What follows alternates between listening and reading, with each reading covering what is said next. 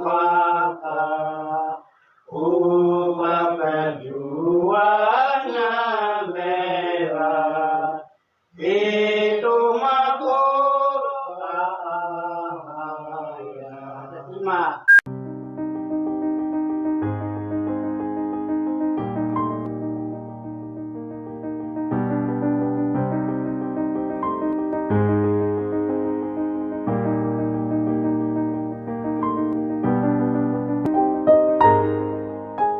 Hidupan bakal ubah perjuangan bela itu mahkota ya. Terima.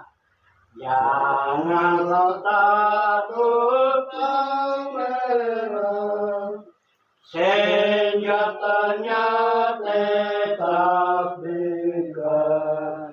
Nanti kau masuk di negeri, tempat kau dimahkotai. Mari sebelum yang saya bawa sesuai dengan panggilan dan jabatan kita, yaitu di 1 Petrus pasal 5.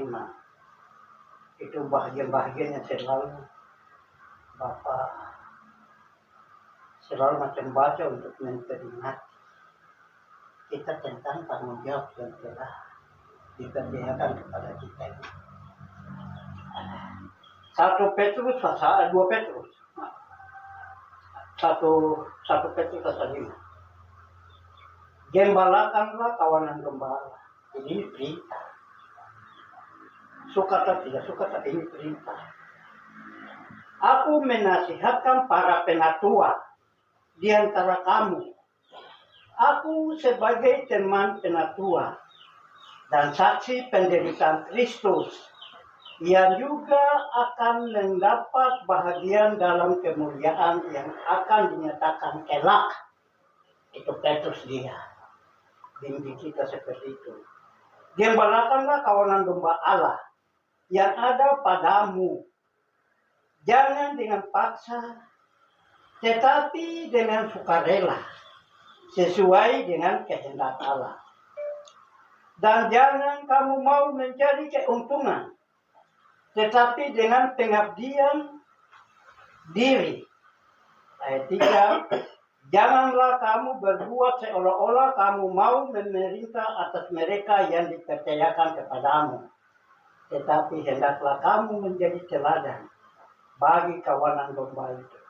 Maka kamu apabila Gembala Agung datang, kamu akan menerima mahkota kemuliaan yang tidak dapat layu. Demikian jugalah kamu, hai orang-orang muda. Tunduklah kepada orang-orang tua. Dan kamu semua rendahkanlah dirimu seorang terhadap yang lain. Sama dengan hewan yang tidak berakal.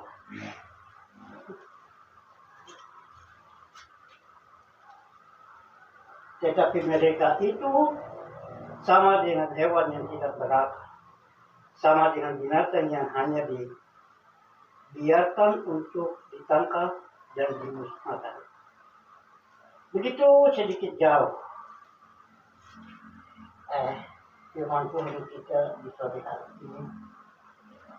Selalu bibir ke Bapa dan saudara Bapa selalu kita kasih dorongan ajakan bahwa pekerjaan Tuhan itu adalah pekerjaan rohani.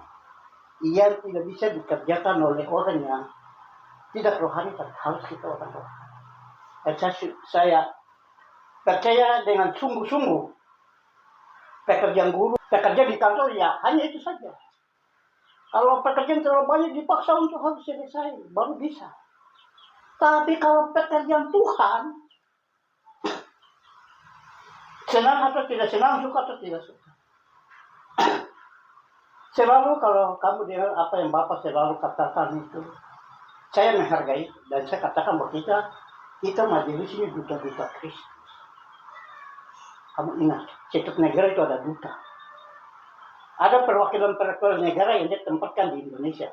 Demikian juga di negara luar juga ada duta Indonesia yang ditugaskan sana. Untuk dia berjuang, untuk dia membela, untuk dia memperhadapkan situasi Indonesia kepada mereka. Bahwa kami bangsa Indonesia itu seperti itu. Ada satu yang mereka selalu macam angkat dan akui pemerintah Republik Indonesia itu. Orang Papua itu Toraja, Madura, terus ada Bugis, ada Kalimantan, ada Maluku dengan dia punya sifat dan tradisi hidup. Ada Papua, tapi mereka bisa hidup rukun. Dia ngomong begitu. Kalau negara lain susah. Hanya mereka berdasarkan karena kita rukun itu karena berdasarkan Bhinneka Tunggal Ika. Jadi jawaban dari duta ke luar negeri mereka di Indonesia ini negara yang terpisah oleh laut dan selat. Tapi kok bisa mereka bersatu seperti itu? Beraneka ragam adat istiadat tapi seperti mereka bersatu. Ya secara garis besar seperti itu. Tapi jangankan itu warna-warna kulit dan rambut yang ada. Kita Papua saja dengan etnis yang semuanya ada dan kita adat istiadat. Tapi yang mempersatukan kita, semua itu kalau kita pegang itu kita tidak dulu begini. Tapi hanya karena Injil adalah kekuatan Allah. Semua itu kita kembali ke situ.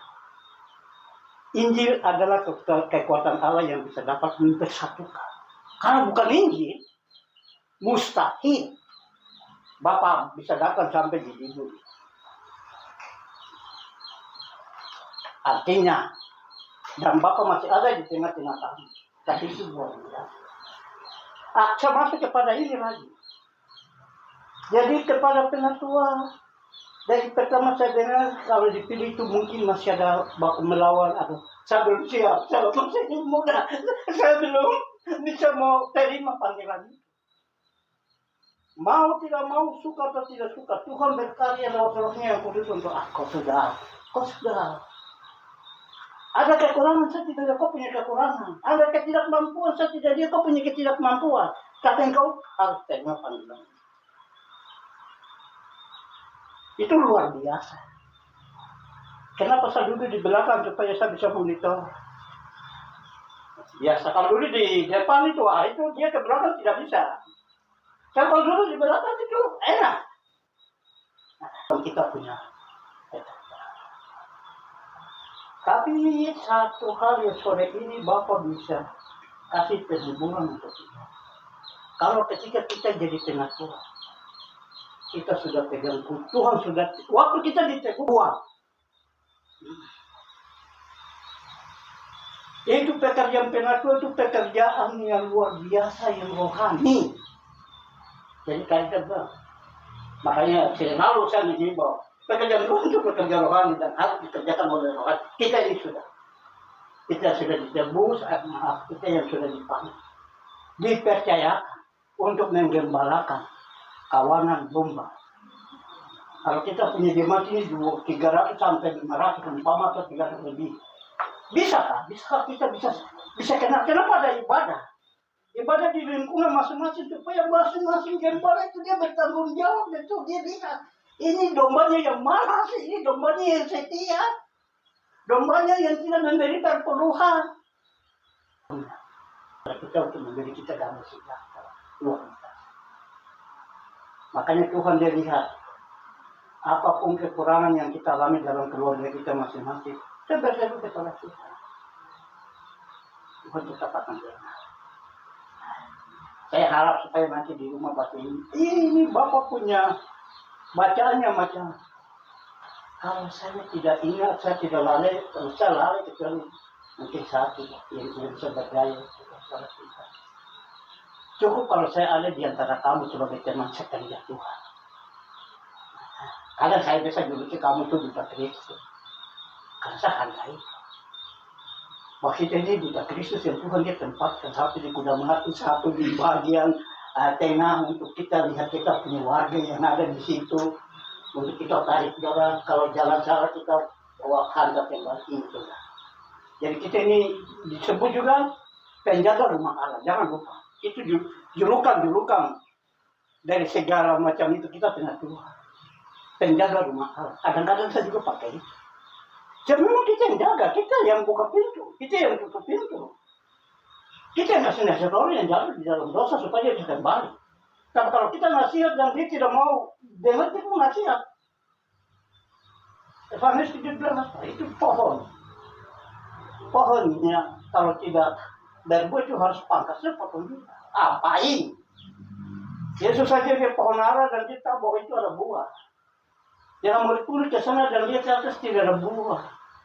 Untuk apa kok tidak ada buah kok harus dipotong? Ya hidup tiap hari buat dosa tiap hari. Tuhan potong. Orang Kristen yang tidak bertobat. Jadi begitu nasihat untuk Bapak, untuk kasih kepada kamu sehingga kamu jadi generasi penerus. Bukan untuk melihat. Kita kekurangan banyak dalam dunia. Tuhan dia perhitungkan itu. Saya lihat dengan ini Tuhan akan siapkan berkat untuk turun kepada kita anak-anak dan kita punya anak-anak dan kita punya. Karena berkat itu tidak bisa langsung ke anak-anak, harus dari orang tua. Orang tua turun kepada anak-anak. Demikian secara singkat, Bapak hendak kita, Tuhan juga kita hidupkan. Kita kerja tanpa dibayar. Kita kerja, ini tidak ada apa-apa, ini saya mau gunakan waktu ini untuk ini. Sambut itu lagi dengan rohani 167. Di atas alas yang kuat dan bakal berdirilah gereja di tengah dunia. Baik, satu saja di atas satu alas yang kuat dan bakal. Sama-sama. Di atas satu alas yang kuat dan bakal berdirilah gereja di tengah dunia, yaitu Yesus Kristus yang telah menjadikan jemaat dengan sabda dan air baptisan. Bapa di surga, Bapa yang menciptakan alam semesta, hanya karena berfirman, semua itu telah terjadi. Sebagaimana yang ada dan yang ada, bahkan sampai ciptaan yang keenam, adalah binatang berkaki 4 dan manusia. Luar biasa ciptaan Tuhan, yang Engkau membuat kami dari debu dan tanah. Kemudian Engkau tembuskan nafas kehidupan, sehingga terjadilah manusia yang lengkap dan sempurna. Karena dikasih akal budi, beda dengan ciptaan-ciptaan yang lain, tumbuhan dan hewan. Kadang-kadang kami tidak mengerti, kadang-kadang kami tidak sadar. Kami gunakan hikmat dan akal budi untuk kadang-kadang bertindak kelakuan kami seperti hewan. Padahal Tuhan ciptakan kami manusia beda, serupa dan segambar dengan yang. Tapi kamilah yang memutuskan. Kami tidak taat, sehingga hidup kami bisa seperti ini. Harus menderita. Di hari penderitaan itu harus mati. Karena kami semua punya nenek moyang Adam dan Hawa tidak taat dan hidup dalam firdaus yang begitu indah, yang begitu nyaman dan aman, di mana Tuhan selalu datang di manusia. Tapi ketika disempurnakan kami dengan roh, Rohmu yang kudus. Sebab tanpa Roh Kudus hidup kami tidak bisa buat. Ampuni salah dan dosa kami, Bapa. Dan mari memberkati pertemuan. Berikan kami roh itu. Sehingga keberadaan kami di sore hari ini, kami akan berbicara tentang gereja di masa depan seperti apa. Tapi Tuhan pakailah kami sesuai dengan rencana. Kami berdoa dan kami bergumul. Tuhan, kami badan majelis berdoa dan serahkan tanah persengketaannya milik tanah gereja yang sekarang kembali lagi digugat. Tapi kami percaya, kami yang duduk di selaku hamba-hamba Tuhan, kami berdoa dan kami angkat hati. Tuhan yang berperkara. Semua tanah-tanah ini hanya milik Tuhan. Tuhan hanya titip kepada etnis masing-masing. Tapi ternyata tanah ini diperdagangkan. Padahal manusia dibuat dari tanah dan kembali kepada tanah. Tuhan kami beri. Tuhan campur tangan. Ada siapa yang bermain dengan Tuhan sama yang bermain dengan api. Tuhan kami tuntut, kami mohon. Kuasa, kami sudah mengalami peristiwa yang sama di waktu tanah yang sama. Dan kami di atas kebenaran, Tuhan akan buktikan itu. Kalau ada dusta dia terhadap kami pada majelis atas tanah itu, Tuhan engkau yang berkata. Itulah di sore hari ini. Kami bawa dan kami pertaruhkan di hadapan hadirat yang di dalam nama Bapa, di dalam nama Yesus, di dalam nama Allah Kudus. Tuhan katakan kalau juga ada dusta dan kebohongan. Dan kalau ada dusta dan kebohongan, Tuhan berkata. Sehingga mereka tidak akan takut kuasa tangan.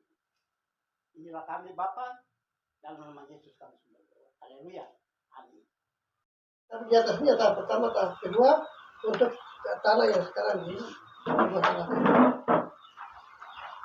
Kemudian dari ketiga sertifikat ini muncullah surat akta jual beli ini dari agraria. Ini banyak yang tanda tangan. Orang-orang hukum dan semua tanda tangan.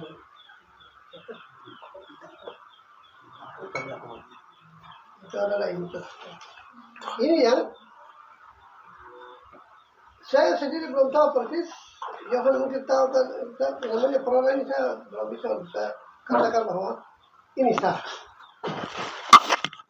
Saya kemarin persoalkan ke tanah kuda mati itu karena ada pelepasan kita bisa berhak berbicara. Dan saya juga karena saya punya dasar itu kuat. Ini saya belum tahu, jadi saya belum bisa katakan bahwa ini kuat. Tapi nanti kami tanya kepada yang lain-lain, terutama Johan, ya kita tanya dulu karena Johan juga bilang mungkin kuat, kata mungkin dia. Coba kita ketemu dia mau tanya. Rencana hari ini, kalau kemarin dia datang pula, tapi hari ini datang yang jelas tidak bisa kita ketemu. Ini yang Bapak sampaikan kepada teman-teman majelis untuk kita lihat sama ini adalah sertifikat. Hanya kurang satu syarat itu adalah pelepasan. Itu yang jadi masalah ini ya sekarang dari LMA dia katakan bahwa bukan LMA. Penjual itu dibilang kamu harus kasih uang pengikat baru saya buat pelepasan. Dia bilang begitu. Haji itu begitu. Oh. Regina Mahuse yang lepas tanah itu ke orang Makassar. Kasih uang pengikat dan berjual. Ya, apa lagi? Itu tidak salah. Saya orang datang itu tidak salah. Kita orang ketiga. Kita orang ketiga. Kita tahu beli sama haji. Bagaimana kita mengurus itu? Apa? Surat pelepasan. Dan kita di apa ini? Pelajaran tetap kita akan. Berarti Pak Ibu Regina memang harus ajukan ini ke Pak Haji. Haji Dan siapa? Pak Haji Salim. Salim meninggal. Sudah meninggal. Karena yang bisa kasih kami pelepasan itu yang kami beli ini saja. Kalau orang Marin tidak bisa. Ya. Dia yang tidak urus pelepasan itu ke majelis. Mengapa dia tidak urus? Karena ini problem. Nah, ini masalah. Hukum apa itu yang Konas apalah itu tuh bagaimana program nasional Ya, program nasional. itu tuh bagaimana? Ini saya sendiri kurang tahu, saya Karena tahu. kita yang bilang tidak ada di zaman itu, jadi dia tidak mengerti itu. Kalau begitu Bapak coba kita ke pertanahan. Ya, Kita ke pertanahan baru kita ajukan, kita punya ini syarat ini semua kita bawa. Baru bilang begini sekarang cara bagaimana untuk surat pelepasan. baru saudara membuatkan surat pelepasan itu tahun 86. Elemen belum ada. Dasar ini yang mereka di sana bilang tidak, kamu kasih uang posko tuh. Dan kita bikin surat pelepasan. Akhirnya saya kemarin di sana mereka sampaikan seperti itu. Saya bilang saya terima saja, saya dengar.